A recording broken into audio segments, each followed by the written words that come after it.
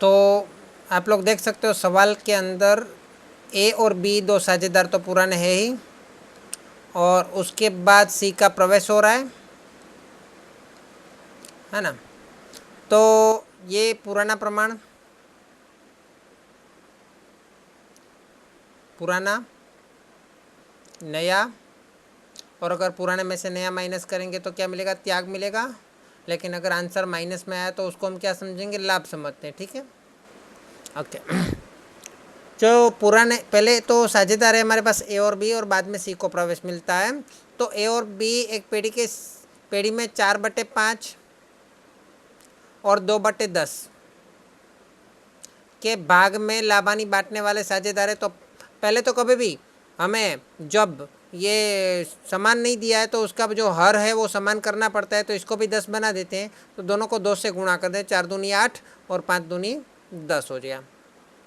उन्होंने सी को लाभ के भाग में 20% भाग देने की शर्त से प्रवेश दिया। तो सी को 20% मिलेगा। तो टोटल कितना होगा, नए में टोटल कितना होगा, 100% होगा। हाँ, उसमें से 20% उसको दिया तो बाकी का कितना बचेगा, 80%। तो 80% मिला के दोनों का होगा 80%, है ना। तो 80% को मैं प्रतिशत में है तो मैं इसको ऐसे लिख सकता हूँ, प्रतिशत में है तो कैसे लिख सकते हैं, 100% मतलब 100/100 मतलब 1 हो गया। चलो वो बाद में समझ लेते हैं। तो 80% है, तो 80% को मुझे इसका जो पुराना प्रमाण है उसमें बांटना पड़ेगा, क्योंकि नया प्रमाण तो हमको दिया नहीं है। तो वही पुराने प्रमाण को ही बांटना पड़ेगा 80% को। तो 80% गुणा 8/10, और यहाँ पे 80% गुणा 2/10। तो कितना मिलेगा, यहाँ पे 0 0 कट गया, 8 8 16 हो गया, 16%। यहाँ पे 0 0 कट गया, 8 दूनी, अरे 8 8 64 हो गया ना, ऊपर माई मिस्टेक हो गई, 64 हो गया ऊपर, 8 8 64%। और यहाँ पे 0 0 कट गया तो 8 दूनी 16% हो जाएगा, है ना। और ये हो गया हमारे पास 20%।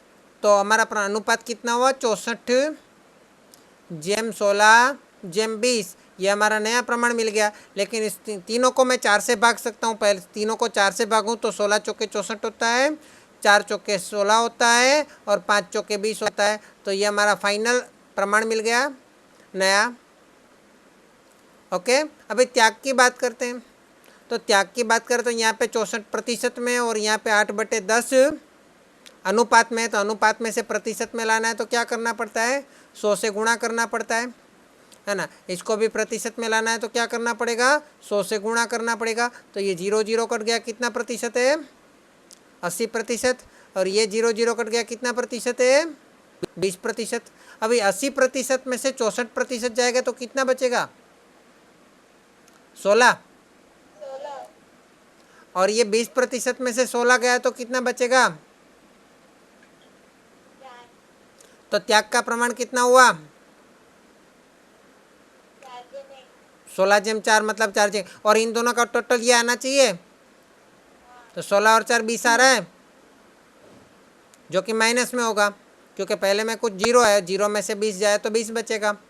तो प्रतिशत में है तो 16/4। तो दोनों को 4 से भाग दो, 4/1, हमारा फाइनल आंसर आ गया